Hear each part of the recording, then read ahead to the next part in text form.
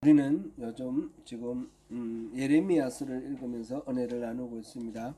매일 새벽 예배 시간에 말씀을 보고 한 주간씩 묶어서 또 주일 예배 시간에 말씀을 나눕니다. 예레미야서는 기본적으로 그 내용이 유다에 대한 하나님의 심판의 말씀입니다. 그런데 우리가 지난주부터 본 46장부터 51장까지는 열방에 대한 말씀입니다.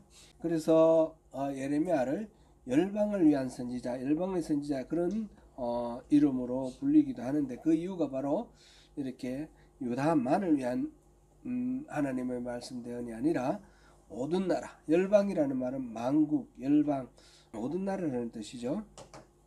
모든 나라에 대한 하나님의 통치하심과 하나님의 그 다스리심, 하나님의 심판, 그것을 전하는 그런 말씀을 지금 46장부터 하고 있습니다. 특별히 46장부터 49장까지는 유다를 둘러싼 9개 나라를 했는데, 이제 10번째로 지금 바벨론에 대한 하나님의 계획을 지금 50장, 51장에서 말씀하고 있습니다.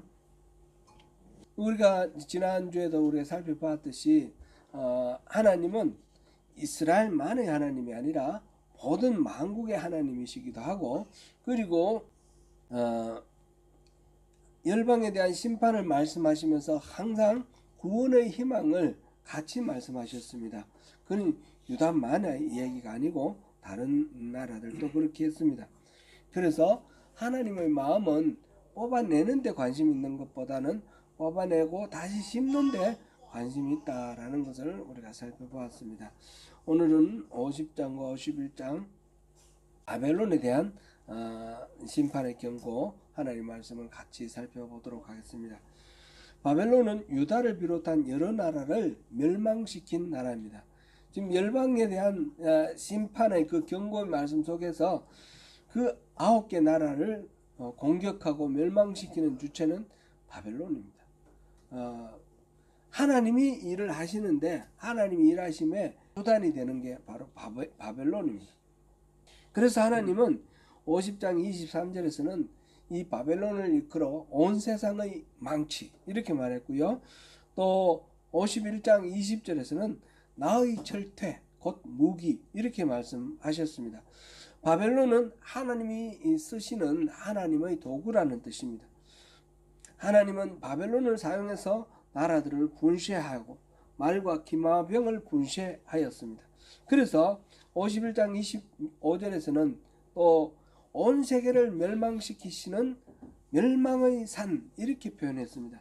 온 세계를 멸망시키시는 멸망의 산.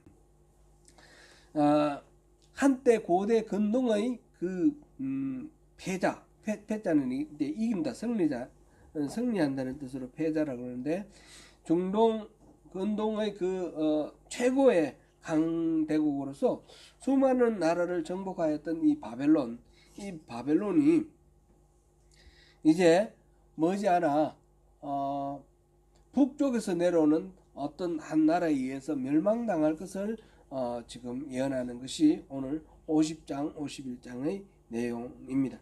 오늘 본문에서 바벨론을 심판하신다고 하시는 말씀은 지금 우리가 41절부터 우리가 오늘 방금 봉독한 41절부터 43절까지 그 내용하고 똑같은 내용이 앞에 있었습니다. 그것이 6장 22절에서 24절 말씀인데, 우리 같이 한번 읽어보면서 한번 생각해 보면 좋겠습니다. 6장 22절에서 24절 말씀, 유다 백성에게 주셨던 말씀입니다. 같이 읽어봅니다. 여호와께서 이와 같이 말씀하시되, 보라, 한 민족이 북방에서 오면 큰 나라가 땅끝에서부터 떨쳐 일어나나니 그들은 활과 창을 잡았고 잔인하여 사랑이 없으며 그 목소리는 바다처럼 보유하는 소리라. 그들이 말을 타고 전사같이 다 대열을 벌이고 시온의 딸이 너를 치려 하느니라 하시도다. 우리가 그 소문을 들었으므로 손이 약하여졌고 고통이 우리를 잡았으므로 그 아픔이 해산하는 여인 같도다. 아멘. 지금 이 두 구절이 약간씩 다르지만 내용 그대로 같습니다. 보니까 북방의 한 민족이 올 것이다. 그런데 이 유다에 대해서 말씀하실 때 그 북방의 한 민족은 바로 바벨론을 일컬었던 것이고, 지금 바벨론에 선포하는 이때에 이 북방은 메대와 바사라는 두 나라가 연합해서 바벨론을 멸망시키는데, 주로 이제 이 공격에 앞장선 데는 메대라는 나라입니다. 그럼 메대를 들어서 이렇게 바벨론을 칠 것이다, 그런 말씀입니다. 그리고 활과 창, 지금 여기서 이 6장에서는 활과 창을 잡았고 그랬고, 지금 50장에서는 42절을 보니까 활과 투창이라고 그랬습니다. 뭐 같은 거죠. 창을 잡고 이렇게 찌르는 걸 그냥 창이라 그러고, 던지는 데 사용할 때 투창이라 그러죠. 결국 같은 그런 무기를 얘기를 하고 있습니다. 그렇게 말을 했고, 바다가 포효한다 이렇게 했고, 이쪽에는 바다가 바다의 슬레임 이렇게 했는데, 슬레임이라는 것은 소용돌이를 말하는 거죠. 그러니까 큰 바다 안에 가면 파도가 칠 때 아주 큰 파도가 치잖아요. 깊이 파고가 뭐 10m도 넘고 20m도 넘는 그런 파도를 한번 상상해 보시면 좋겠습니다. 북방에서 적이 내려오는데, 거기에는 맞설 수 없을 정도의 강력한 힘으로 내려오는 어떤 그 적을 파도의 포효 또는 바다의 그 슬램 이런 식으로 표현을 했습니다. 그런 것들이 이렇게 말을 타고 내려오는, 물빌듯이 들어오는 그런 적입니다. 유다의 손이 약해졌다 그랬고, 해산하는 여인처럼 고통받았다 그랬고요. 바벨론의 경우는 왕의 손이 약해지고 해산하는 여인처럼 진통한다 이렇게 됐습니다.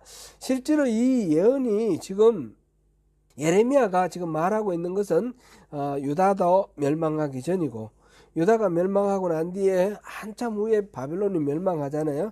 그런 일이 일어나기 한참 전에 있었던 그런 내용인데, 지금 유다를 멸망시킬 바벨론, 하나님의 도구인 이 바벨론도 그렇게 멸망을 당한다는 것을 지금 예언하고 있는 것입니다. 바벨론의 멸망은 앞으로는 모든 불의의 세력, 교만하여 스스로 높아진 세력을 대할 때, 말할 때, 가리킬 때 바벨론이라는 그런 말을 씁니다. 요한계시록에서 바벨론이라는 것은 지금 여기서 보는 이 갈대아 지역, 오늘날의 이라크 지역, 여기에 있는 이 바벨론을 가리키는 말이라기보다 하나님의 나라에 적대하는 모든 그런 것을 대표해서 바벨론이라고 그럽니다. 로마 세력을 바벨론이라고 그랬고요. 그 다음에 뭐 지금은 어디가 되겠습니까? 어디든지 하여튼 하나님의 대적하는 세력을 일컬어서 바벨론이라 그렇게 말합니다. 지금 예레미야가 말하고 있는 이 바벨론에 대한 경고는 그 이후에 모든 하나님의 대적 세력에 일컫는 그런 경고로 우리가 이해하면 되겠습니다.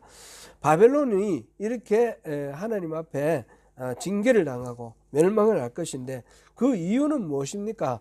여러 가지로 지금 얘기하고 있지만 대표적인 것 몇 가지만, 중요한 것 말씀드리면, 첫 번째는 교만입니다. 50장 31절 앞에서 열국에 대한 얘기할 때도 이렇게 특별히 이렇게 머리에 남는 것이 교만입니다. 그죠? 교만과 우상숭배, 이게 모든 경우에 해당되었는데, 교만은 특별히 이 바벨론의 경우에 유프라테스와 티그리스 두 강 사이에, 여기에 아주 비옥한 땅에서 농사가 잘 되고, 그래서 그것을 바탕으로 해서 강력한 경제력과 군사력을 이룬 그런 강대국이 이 메소포타미아 문명이 발생하고, 거기에 강력한 나라들이 이렇게 세워지는 거죠. 고대 바벨로니아부터 시작해서 뭐 수메르 그런 문명도 있었고요. 그 다음에 성경에서 보면 여기 아수르도 나오고 바벨론 나오고, 그 다음에 바사, 페르시아 이렇게 나오지 않습니까? 이런 것들은 다 이 두 강을 끼고 이렇게 발생한 그런 어떤 문명, 그것을 가리킵니다. 그들은 아주 비옥한 지역을 차지해서 무수한 재물을 이렇게 얻었습니다. 그럼 단순히 농사만 아니라 그를 바탕으로 해서 저기 인도 쪽에서 어떤 물산을 이렇게 무역으로 이렇게 옮겨서 지중해 쪽으로 이렇게 전파하는 그런 통로가 또 이 유프라테스 티그리스 강 이 유역이 되기도 합니다. 그래서 재정적으로 아주 부강한 그런 나라를 만들었습니다. 그러다 보니까 이 모든 것들이 스스로 자기들이 이 농사도 열심히 잘 지었고 그 다음에 무역도 열심히 했고 자기들이 노력으로 이룬 어떤 업적으로 생각하면서 굉장히 교만해지는 거죠. 다른 나라들은 업신여기고 51장 13절 한번 읽어보겠습니다. 같이 읽습니다. 시작. 많은 물가에 살면서 재물이 많은 자여 내 재물의 한계 곧 내 끝이 왔도다.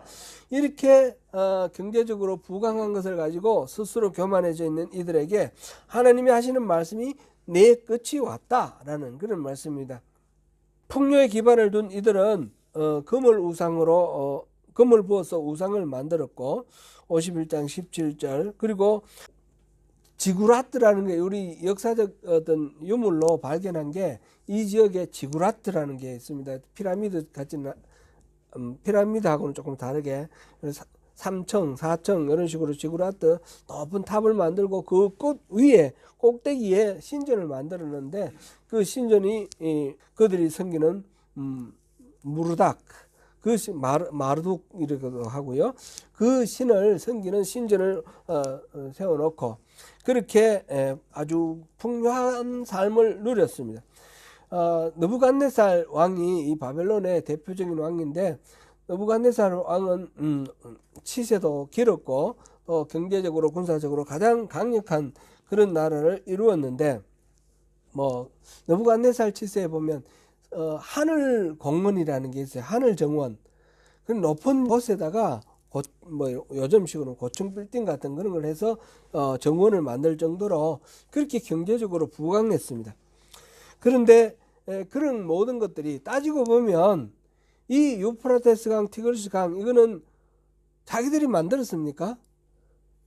그 상류에 이 터키 고원 지역에서 비가 많이 내려서 그 물이 이렇게 흘러서 오늘날 페르시아만으로 흘러가는데 그 비를 내리는 건 누가 내리죠? 그것이 쭉 흘러서 페르시아까지 가는 이 강줄기는 누가 만들었죠? 하나님이 다 만들어 주신 선물이에요. 그죠? 그 모압이나 암몬의 경우에도 우리가 봤듯이 그 천혜의 자연적인 조건들, 천혜라는 말은 하나님이 베풀어 주신 은혜라는 뜻 아닙니까? 그런 모든 것들을 하나님께서 베풀어 주신 선물인데 자기들이 이룬 공로로 생각하고 교만해져서 그런 것을 누리지 못하는 다른 민족들을 얕잡아보고 또 그 힘을 가지고 공격하여서 침략하고 지배하고 이런 경우입니다. 하나님이 이 바벨론을 심판한 첫 번째가 바로 그 교만이었고요. 두 번째 이유는 그러한 교만의 연장선상에서 하나님을 대적하고 모욕하기 때문입니다. 바벨론이 유다를 점령했을 때에 그 성전과 왕궁의 기물을 전리품으로 노략해 갔습니다. 그리고 그것으로 술잔으로 사용했습니다. 하나님께 제사 드리는 신성한 도구, 우리 성물이라 그러죠. 성물.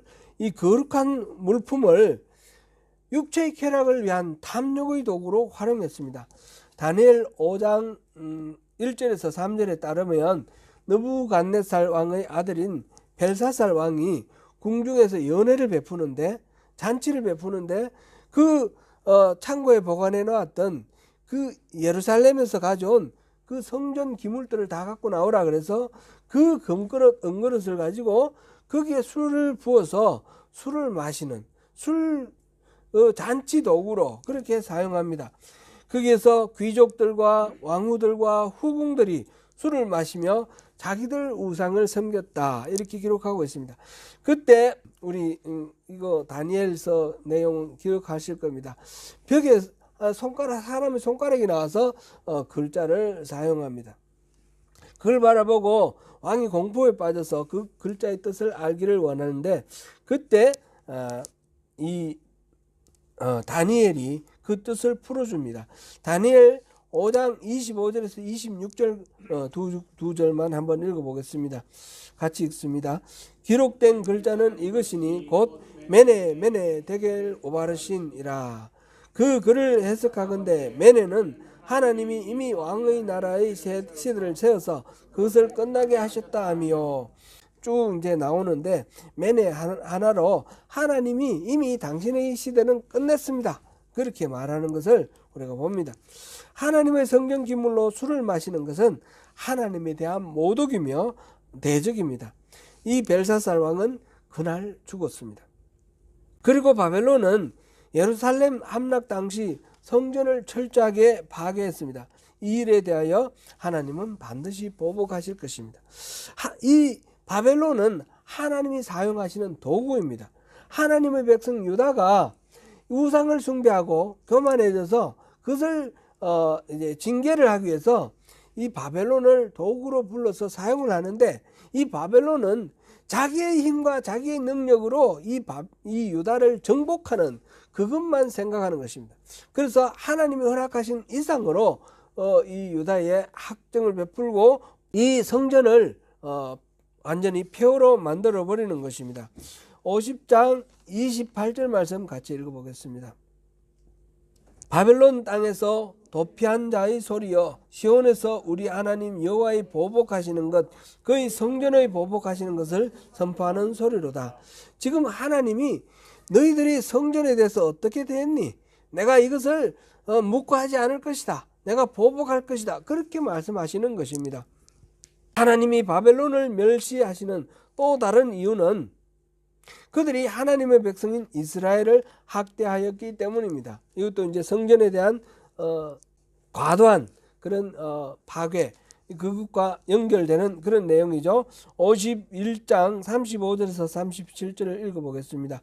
시작. 내가 받은 폭행과 내 육체에 대한 학대가 바벨론에 돌아가기를 원한다고 시온 주민이 말할 것이요 내 피 흘린 죄가 갈대아 주민에게로 돌아가기를 원한다고 예루살렘이 말하리라. 그러므로 여호와께서 이와 같이 말씀하시되 보라 내가 내 송사를 듣고 너를 위하여 보복하여 그의 바다를 말리며 그의 샘을 말리리니 바벨론이 돌무더기가 되어서 성냥이의 거처와 혐오의 대상과 탄식거리가 되고 주민이 없으리라. 여기서 보니까 시온 주민과 또 예루살렘이 말한다라고 되어 있습니다. 그 예루살렘의 중심으로 해서 그 유다의 왕국의 모든 그 백성들이 이 바벨론에 의해서 엄청난 그런 피해를 입었죠. 수많은 사람들이 죽었고요. 죽임을 당했고 수많은 사람들이 포로로 끌려갔습니다. 또 수많은 사람들이 버림을 받았습니다. 광야로 흩어지고 그렇게 했습니다. 그래서 그 하나님이 택하신 백성 그들이 비록 죄를 지어서 하나님으로부터 징계를 받는 그런 상황이었지만 그 백성들이 하나님께 올려드리는 그 기도 원망과 탄식의 기도를 들으시고 하나님께서는 거기에 대해서 갚겠다. 이 갈레아 사람, 이 바벨론 사람들에게 그 복수를 하겠다. 그런 말씀을 하시는 것입니다. 바벨론은 이렇게 하나님의 징계하시는 도구로 사용된 것입니다. 그런데 바벨론은 하나님이 허락하신 한도를 지나쳐서 이스라엘을 학대했습니다. 스스로 징계의 주체인 양, 스스로 마치 신인 양 그렇게 마음대로 행동했습니다. 바벨론은 하나님을 알지 못했던 이방인이기 때문에 하나님이 그렇게 쓰시는 것을 몰라서 그런 것 아닐까요? 하나님의 뜻에 관심도 없었던 것 아니겠습니까? 뭐 그렇게 하는 건 당연하지 않겠습니까? 이렇게 생각할 수도 있습니다. 우리가 알다시피 고대의 이 종족들은 다 나름대로 자기 신이 있지 않습니까? 이 바벨론에도 신이 따로 있는데 마르둑이라는 신이 있었습니다. 그러므로 바벨론이 하나님의 성전을 함부로 대하고 성전 기물로 술을 마시는 것은 하나님을 모르기 때문에 한 그런 행동 아니겠습니까? 거기에 대해서 하나님이 징계하시는 것은 좀 지나친 거 아닙니까? 우리가 이렇게 생각해 볼 수도 있습니다.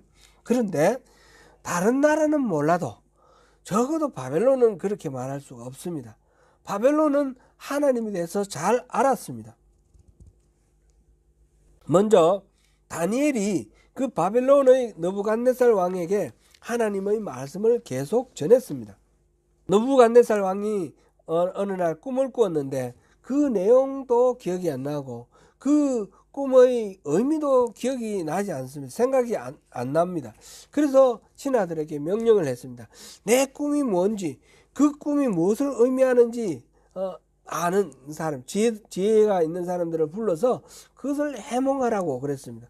그러니까 사람들이 지혜 있는 사람들이라고 해서 불려온 많은 사람들이 왕이 꿈을 얘기를 하면 우리가 해석할게요. 그런데 왕이 꿈도 얘기를 안 하니 우리 해석할 수 없습니다. 그러니까 왕이 다 죽여버리라 그랬습니다. 느부갓네살 왕이 그 지혜 있다고 하는 사람 다 죽여버리라. 그러는 상황 속에서 다니엘이 그는 하나님이 알려주시면 알 수 있다. 그래서 그것을 왕의 꿈을 해석을 하는데 왕이 꿈속에서 큰 신상을 봤는데 그 신상이 이러이러합니다. 그렇게 해석을 해 주었습니다.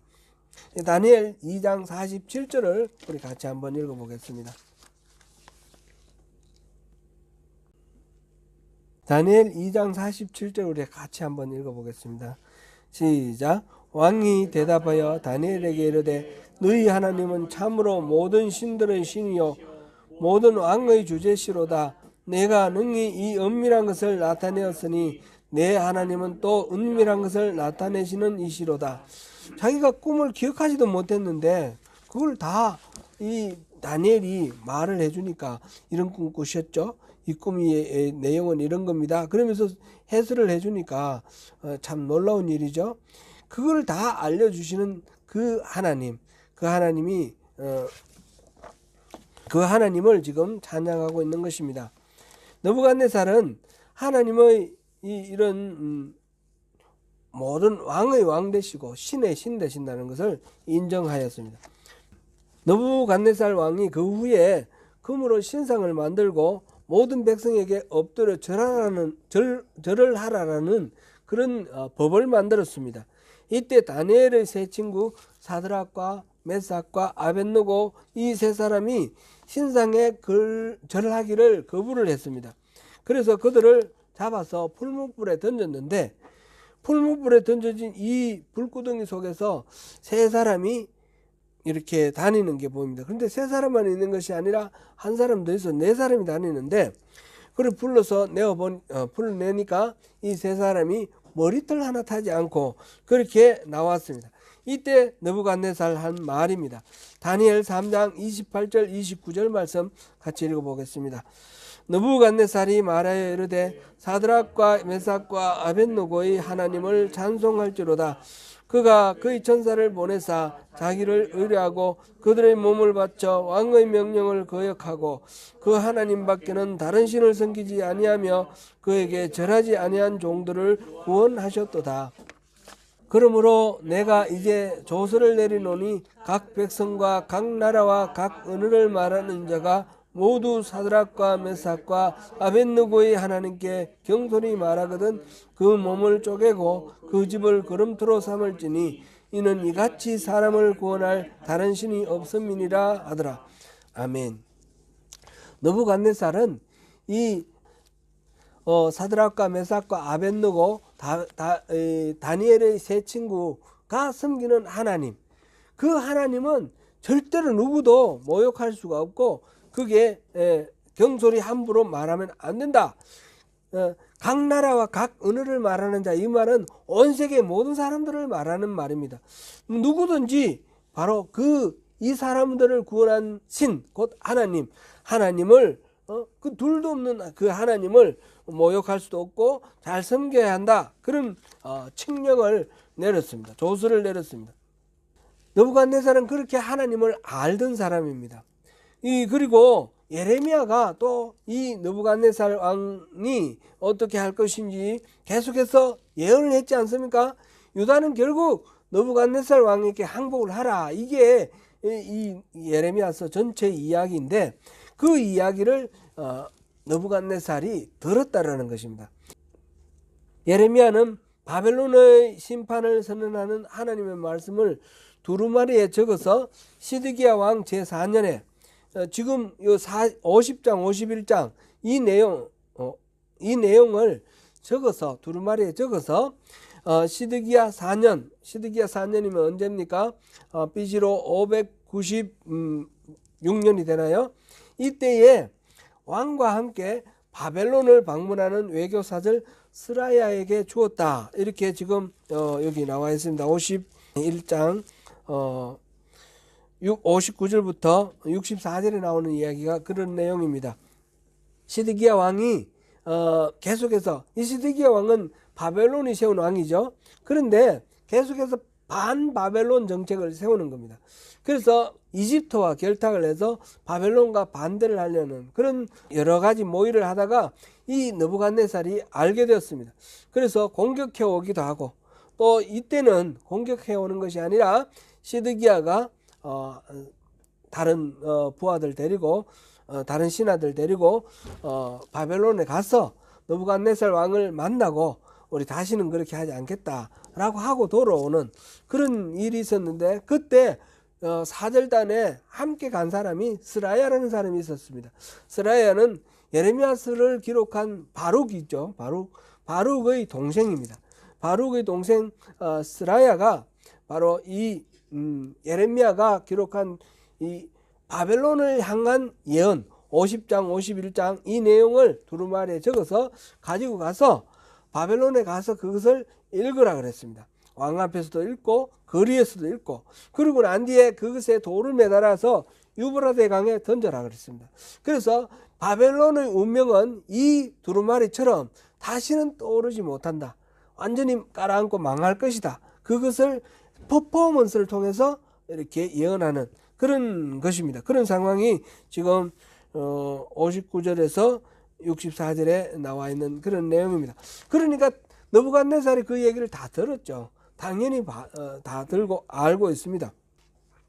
느부갓네살이 유다를 멸망시킬 때에 나중에 보면 사령관 느부사라단에게 특별히 부탁을 합니다. 부탁을 하기를 예레미야라는 사람을 잘 선대하라.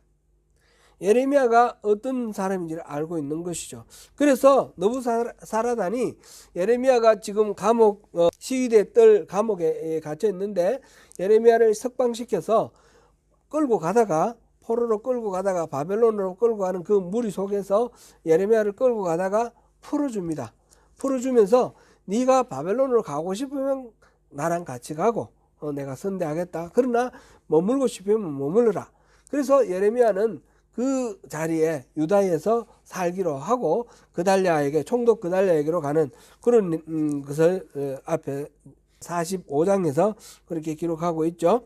44장, 45장 거기 보면 그렇게 나옵니다. 그런데 이 이야기는 바로 느부갓네살이 예레미야에 대해서 잘 알고 있다는 거죠. 예레미야에 대해서 잘 안다는 말은 무엇입니까? 예레미야가 끊임없이 선포한 그 유다에 대한 이야기, 느부갓네살이 와서 우리를 멸망시킬 테니까 우리는 바벨론에 반대하지 말고 이집트로 도망갈 생각하지 말고 느부갓네살에게 항복하라 라는 그런 이야기를 계속 지금 예레미야서 전체를 통해서 말하고 있지 않습니까? 그리고 또 주변에 있는 46장부터 49장까지는 주변에 있는 10개 나라들도 느부갓네살의 공격을 받고 다 망할 것이라 그렇게 또 예언을 했지 않습니까?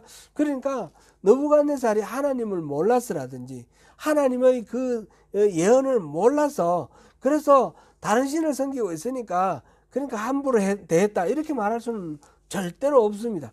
그 모든 것들을 다 알고 하나님이 어떤 분이신지도 알고 이 모든 신 중에 신이 하나님이고 왕 중에 왕이 하나님이라는 걸 알면서 그 하나님을 섬기는 성전을 짓밟았고 그 하나님이 택한 이 백성, 유다 백성들을 짓밟았다라는 것입니다. 그건 무슨 뜻입니까?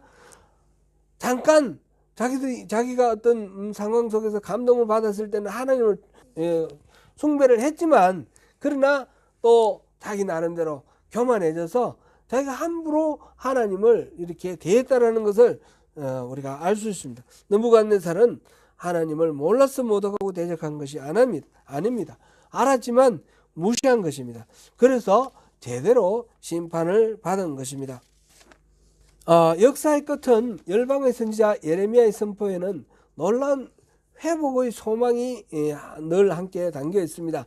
바벨론의 심판을 선언하는 하나님 말씀 갈피에 이스라엘의 회복의 말씀이 끼워져 있습니다. 50장 4절에서 5절, 17절에서 20절, 33절에서 40절, 51장의 끝부분 45절부터 65절 사이입니다. 50장 4절에서 5절 한번 읽어보겠습니다. 여호와의 말씀이니라. 그날 그때에 이스라엘 자손이 돌아오며 유다 자손도 함께 돌아오되 그들이 울면서 그 길을 가며 그의 하나님 여호와께 구할 것이며 그들이 그 얼굴을 시온으로 향하여 그 길을 물으며 말하기를 너희는 오라 잊을 수 없는 영원한 언약으로 여호와와 연합하라 하리라. 아멘. 지금 포로로 끌려가서 흩어져 있던 그 사람들이, 이 이스라엘 자손과 유다 자손들이 다 함께 시온을 향해서 돌아올 것이다 라는 것이죠.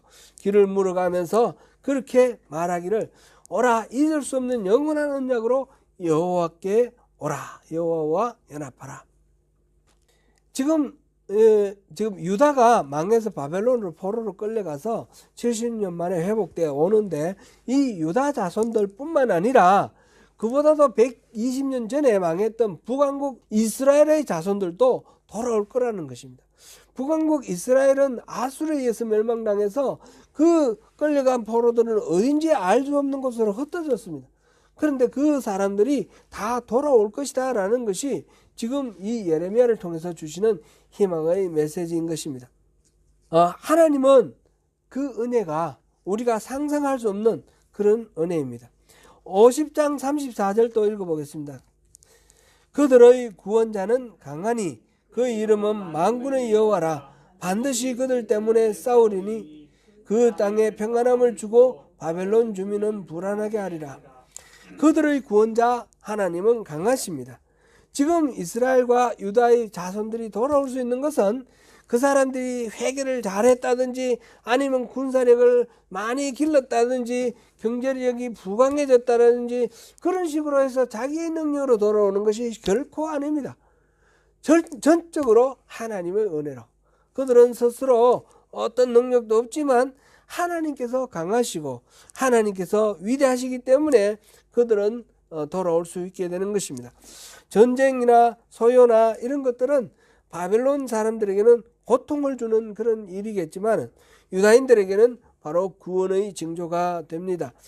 왜냐하면 이 전쟁과 소요의 주체가 다름 아니라 하나님이시기 때문이며 하나님은 그것을 통해서 역사를 주관하시고 우상을 파멸하시기 때문입니다.